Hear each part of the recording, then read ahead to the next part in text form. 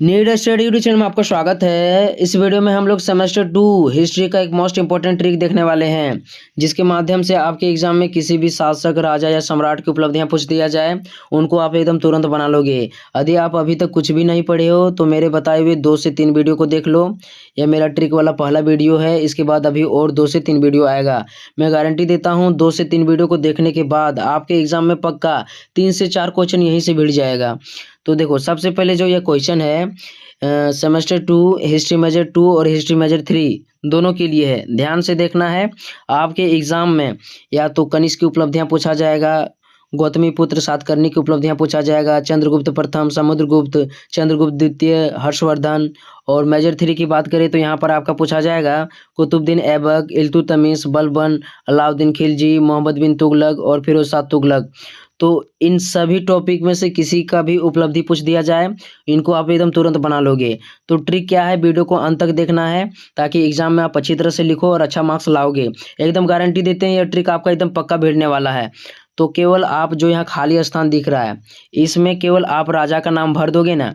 जो भी जिस भी राजा का आपका उपलब्धि पूछा जाएगा क्वेश्चन में, वहां से केवल आपको राजा का नाम भर देना है। एकदम आपका शॉर्टकट आंसर बन जाएगा और अच्छा मार्क्स भी लाओगे।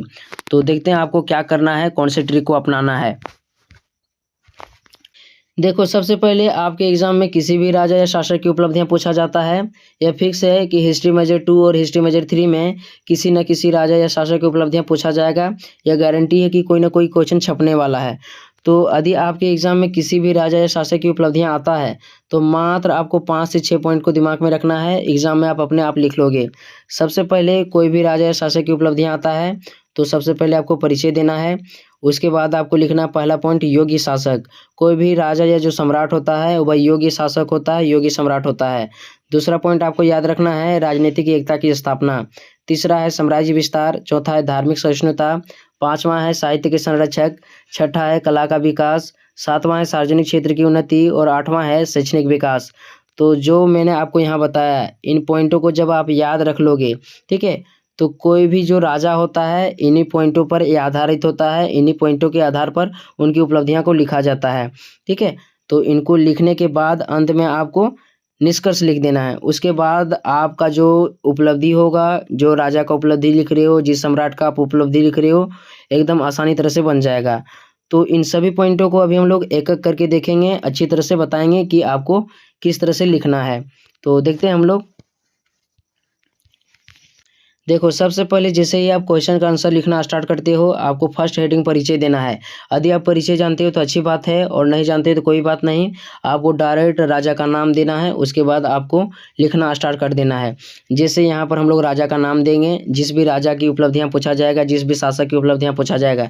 जैसे उदाहरण के लिए कनिष्क की उपलब्धियाँ पूछा जाता है तो यहाँ पर आपको कनिष्क लिख देना है। कनिष्क की उपलब्धियाँ, चंद्रगुप्त द्वितीय की उपलब्धियां, समुद्रगुप्त की उपलब्धियां, इस प्रकार से आपको हेडिंग देना है। ठीक है, इनके बारे में आप तो कुछ ना कुछ तो परिचय लिख ही लोगे, और नहीं लिख पाते हैं तो डायरेक्ट आपको हेडिंग देना है। फर्स्ट पॉइंट हेडिंग देने के बाद आपको लिखना है योगी शासक, योगी सम्राट। उसके बाद यहाँ पर आपको राजा का नाम देना है। यहाँ पर जिस भी राजा का नाम पूछा जाएगा, जैसे जो भी क्वेश्चन रहेगा आपका, कनिष्क की उपलब्धियां बताएं, समुद्रगुप्त की उपलब्धियां बताएं, चंद्रगुप्त द्वितीय की उपलब्धियां बताएं, कुतुबुद्दीन ऐबक की उपलब्धियां बताएं, इल्तुतमिश की उपलब्धियां बताएं। तो कोई भी क्वेश्चन आ जाता है, यहाँ पर आपको उसका नाम दे देना है।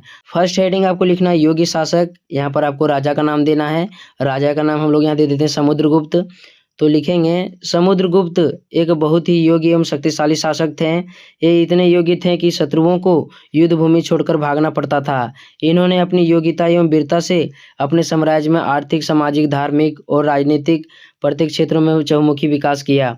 तो यह फर्स्ट हेडिंग था, आपका कंप्लीट हो गया। केवल आपको राजा का नाम देना था। तो इस तरह से याद रख लेना है। जो भी मैंने लिखा है इनको आपको रट लेना है। एक रट लोगे तो सारा आपका एकदम कंप्लीट हो जाएगा। यहीं पर आप समुद्रगुप्त के अलावे चंद्रगुप्त द्वितीय दे सकते हो, कुतुबुद्दीन ऐबक दे सकते हो, इल्तुतमिश दे सकते हो। इस प्रकार से किसी भी शासक का आप नाम लिख सकते हो। तो यह फर्स्ट पॉइंट हो गया योगी शासक। नेक्स्ट अब हम लोग देखते हैं।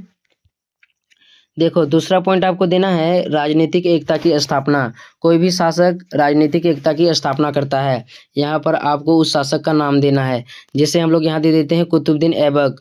कुतुबुद्दीन ऐबक के पहले इनका साम्राज्य कई खंडों में विभाजित हो गया था, लेकिन जैसे ही कुतुबुद्दीन ऐबक गद्दी पर बैठा, इन्होंने सबसे पहले राजनीतिक एकता पर बल दिया। इस प्रकार से इन्होंने धीरे धीरे एक विशाल साम्राज्य का निर्माण किया और पुनः देश में एकता एवं शांति व्यवस्था स्थापित की। तो इस प्रकार से आप लिख सकते हो। जहाँ पर भी राजा का नाम लिखा हुआ है वहाँ पर आपको क्वेश्चन वाला राजा का नाम दे देना है। तो यह दूसरा पॉइंट हो गया, राजनीतिक एकता की स्थापना। नेक्स्ट अब हम लोग देखते हैं, तीसरा पॉइंट आपको देना है साम्राज्य विस्तार। इतिहास में अभी तक जितने भी शासक हुए हैं सभी ने अपना साम्राज्य विस्तार किया है। तो तीसरा जो पॉइंट है साम्राज्य विस्तार है, यह सभी शासकों के लिए एकदम फिक्स लाइन बैठ जाता है। तो यहाँ पर सबसे पहले आपको लिखना है राजा का नाम, जिसे हम लोग यहाँ पर दे देंगे हर्षवर्धन। हर्षवर्धन अपने वंश का एक योग्य एवं शक्तिशाली शासक था। इन्होंने अपनी योग्यता एवं साहस के बल पर अपने साम्राज्य का खूब विस्तार किया। इन्होंने अपने शत्रुओं को पराजित कर उनकी सत्ता को उखाड़ फेंका।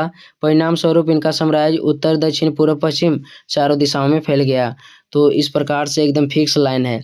यहाँ पर आप किसी भी राजा का नाम दे सकते हो, जैसे आप यहाँ पर कुतुबुद्दीन ऐबक लिख सकते हो। कुतुबुद्दीन ऐबक अपने वंश का एक योग्य एवं शक्तिशाली शासक था। इन्होंने अपनी योग्यता एवं साहस के बल पर अपने साम्राज्य का खूब विस्तार किया। इन्होंने अपने शत्रुओं को पराजित कर उनकी सत्ता को उखाड़ फेंका। परिणाम स्वरूप इनका साम्राज्य उत्तर, दक्षिण, पूर्व, पश्चिम चारों दिशाओं में फैल गया। तो एकदम फिक्स लाइन है, इनको रट लेना है। तो ये तीसरा पॉइंट था साम्राज्य विस्तार। नेक्स्ट अब हम लोग देखते हैं, चौथा पॉइंट आपको देना है धार्मिक सहिष्णुता। तो धार्मिक सहिष्णुता कहने का मतलब है जो राजा या सम्राट था अपने समय में सभी धर्मों को समान दृष्टि से देखता था, सभी धर्मों का सम्मान करता था। तो एकदम यह फिक्स लाइन है। इसमें सबसे पहले आपको राजा का नाम देना है, जैसे यहाँ हम लोग दे देते हैं हर्षवर्धन। हर्षवर्धन धर्म को मानते थे। तो किस धर्म को मानते थे, जैसे हिंदू सम्राट रहेगा तो हिंदू धर्म को मानते थे, मुस्लिम शासक रहेगा तो मुस्लिम धर्म को मानते थे, ठीक है, या इस्लाम धर्म को मानते थे। इस प्रकार से आपको लिखना है। तो यहाँ हम लोग लिखेंगे हर्षवर्धन हिंदू धर्म को मानते थे लेकिन वे अन्य धर्मों को भी सपोर्ट करते थे। इस समय सभी धर्मों के लोग अपनी इच्छा के अनुसार स्वतंत्रता पूर्वक किसी भी धर्म की उपासना कर सकते थे। राजा का नाम फिर से आपको यहाँ पर देना है। हर्षवर्धन न केवल हिंदू, मुस्लिम, सिख, फारसी बल्कि अन्य सभी धर्मों के लोगों को समाज में प्रमुख स्थान देते थे। तो एकदम मैं आपको फिक्स लाइन बता दे रहा हूँ। आपको यहाँ पर राजा का नाम दे देना है, यहाँ पर आपको धर्म का नाम दे देना है। जहाँ भी राजा का नाम है राजा का नाम आपको दे देना है, जो भी क्वेश्चन में रहेगा वहाँ पर उठा कर आपको लिख देना है, ठीक है। तो इस प्रकार से आपको चौथा पॉइंट लिखना है।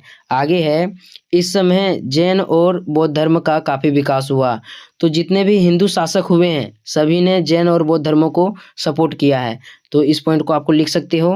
नेक्स्ट आपको यहाँ पर आपको एक लाइन दिख रहा होगा, यहाँ पर आप देखो नोट में एक इंपॉर्टेंट पॉइंट है, इसको ध्यान में आपको रखना है। मुस्लिम शासकों के लिए इस पॉइंट को नहीं लिखना है क्योंकि अधिकतर मुस्लिम अपने धर्म के प्रति कट्टर थे। तो देखो बुरा नहीं मानना है, मैं किसी धर्म या जाति के प्रति नहीं बता रहा हूँ, जो सच्चाई है वही बोल रहा हूँ। तो जितने भी मुस्लिम शासक हैं अधिकतर मुस्लिम शासक इस्लाम धर्म के प्रति कट्टर थे। बहुत सारे हिंदू भी थे जो हिंदू धर्म या सनातन धर्म के प्रति कट्टर थे, लेकिन मुस्लिम शासकों के लिए यहाँ पर आपको इस पॉइंट को नहीं लिखना है, ठीक है। यहाँ पर आपको दे सकते हो धार्मिक कट्टरता, देख सकते हो, इस तरह से पॉइंट करके आपको लिख सकते हो। लेकिन मुस्लिम शासकों के लिए यहाँ पर आपको इस पॉइंट को नहीं लिखना है। क्यों नहीं लिखना है, क्योंकि यहाँ पर धार्मिक सहिष्णुता दिया हुआ है, इसका मतलब है सभी धर्मों का सम्मान करना, जबकि कट्टरता का मतलब होता है किसी एक धर्म को मानना, ठीक है। तो मुस्लिम शासक आएगा एग्जाम में, जैसे कुतुबुद्दीन हो गया, इल्तुतमिश हो गया, बलबन हो गया, तो इन शासकों की उपलब्धियां पूछा जाएगा, तो आपको धार्मिक सहिष्णुता नहीं लिखना है। तो अब हम लोग नेक्स्ट पॉइंट देखते हैं। पांचवा पॉइंट आपको देना है साहित्य के संरक्षक। देखो कोई भी शासक जो है, लगभग सभी शासकों ने साहित्य का संरक्षक दिया है, साहित्य का संरक्षण किया है। तो यह लगभग सभी शासकों का एकदम फिक्स लाइन बैठ जाता है। तो यहाँ सबसे पहले आपको राजा का नाम देना है, जैसे हम लोग यहाँ दे देते हैं चंद्रगुप्त द्वितीय। चंद्रगुप्त द्वितीय साहित्य कला के संरक्षक, कवि और रचनाकार थे। इन्होंने अपने राज्य में प्राकृतिक एवं संस्कृत भाषाओं के साथ साथ अन्य भाषाओं को भी संरक्षण दिया। इनके दरबार में कई प्रसिद्ध विद्वान, कवि और रचनाकार थे जिन्होंने साहित्य के क्षेत्र में खूब विकास किया। तो इस प्रकार से आपको पांचवा पॉइंट लिख देना है। यदि मुस्लिम शासक पूछा जाएगा तो यहाँ पर आपको लिख देना है, इन्होंने प्राकृतिक एवं संस्कृत भाषाओं के साथ साथ उर्दू एवं अन्य भाषाओं फारसी को भी महत्व दिया। इनके दरबार में कई प्रसिद्ध विद्वान और रचनाकार रहते थे जिन्होंने साहित्य के क्षेत्र में खूब विकास किया। तो यह लगभग सभी जो राजा हैं सभी के लिए मतलब फिक्स लाइन बैठ जाता है, साहित्य के संरक्षक थे। तो यह पांचवा पॉइंट था, इसको आप समझ गए होंगे। देखते हैं अगला पॉइंट हम लोग। छठा पॉइंट आपको लिखना है कला का विकास। तो लगभग जितने भी शासक हुए हैं सभी ने कला का विकास किया है अपने समय में। इस प्रकार से आपको पॉइंट बनाना है। इनके समय में वास्तुकला, कला, चित्रकला, मूर्तिकला जैसे कई कलाओं का सर्वांगीण विकास हुआ। इस समय हिंदू मंदिरों के साथ-साथ जैन और बौद्ध से संबंधित स्थलों का भी निर्माण काफ़ी बढ़-चढ़ कर के हुआ। तो इस प्रकार से आपको लिख सकते हो। तो कला का विकास हुआ है लगभग सभी शासकों का। एकदम फिक्स लाइन है, इसको आपको लिख लेना है। नेक्स्ट अब हम लोग देखते हैं 7वां पॉइंट आपको देना है सार्वजनिक क्षेत्र की उन्नति। तो जितने भी शासक हुए हैं सभी ने अपने समय में कुछ न कुछ सार्वजनिक क्षेत्रों में उन्नति किया होगा, विकास किया होगा। इस प्रकार से उनकी एक उपलब्धि रही है। तो इसमें आपको लिखना है सबसे पहले राजा का नाम। यहाँ पर आप लिख सकते हो चंद्रगुप्त प्रथम। अपने वंश का महान निर्माता था। इन्होंने अपने प्रजा के हितों का भी ख्याल रखा। इनके समय में सार्वजनिक क्षेत्र से संबंधित कई नगर, तालाब, कुएं, बांध, झील आदि बनाए गए थे। तो इस प्रकार से आप यहाँ पर किसी भी राजा या शासक का नाम लिख सकते हो और इन सभी पॉइंटों को लिख सकते हो। ठीक है, यानी जो भी लाइन यहाँ मैं बताया हूँ एकदम फिक्स लाइन है। यहाँ पर आपको राजा का नाम देना है। तो जो भी मैं आपको बता रहा हूँ एकदम आपको इनको रट लेना है। समय बहुत कम है, 2 दिन बचा हुआ है। तो 2 दिन में आपको एकदम इनको रट लो जल्दी से। अभी और 2 से 3 वीडियो आएगा जो एकदम ट्रिक वाला रहेगा, एग्जाम में एकदम पक्का भिड़ने वाला रहेगा। तो यह 7वां पॉइंट था। नेक्स्ट आपको लिखना है शैक्षणिक विकास। तो जितने भी शासक हुए अपने समय में सभी ने शैक्षणिक विकास किया है, शिक्षा के प्रति मतलब काम किया है। तो इस प्रकार से आपको देना है 8वां पॉइंट शैक्षणिक विकास। इन्होंने शिक्षा एवं ज्ञान के विकास में भी काफ़ी जोर दिया। इनके समय में मंदिर, मठ, गुरुकुल, मुस्लिम शासकों के लिए मदरसे शिक्षा के प्रमुख केंद्र होते थे, जहाँ धर्म, आयुर्वेद, इतिहास आदि की शिक्षा दी जाती थी। तो जो मुस्लिम शासक का जब उपलब्धियां पूछा जाएगा तो यहाँ पर आपको मदरसा भी शामिल कर लेना है।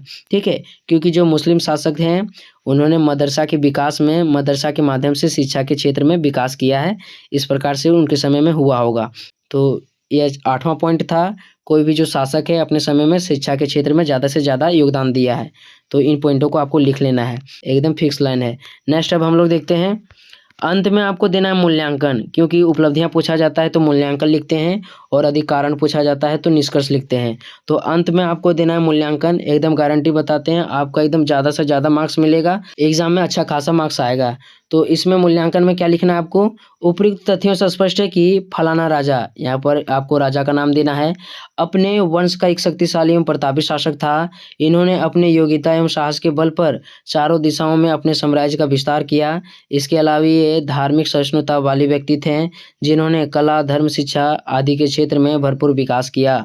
तो इस प्रकार से आपको निष्कर्ष में लिख लेना है, मूल्यांकन में लिख लेना है। गारंटी बताता हूँ आप एग्जाम में अच्छी तरह से लिखोगे और मार्क्स भी आएगा, यह मेरा गारंटी है। तो वीडियो अच्छा लगा होगा तो एक प्यारा सा आपको कमेंट करना है। चैनल में नए तो चैनल को सब्सक्राइब कर लीजिएगा। मिलते हैं अगले वीडियो के साथ, तब तक के लिए धन्यवाद।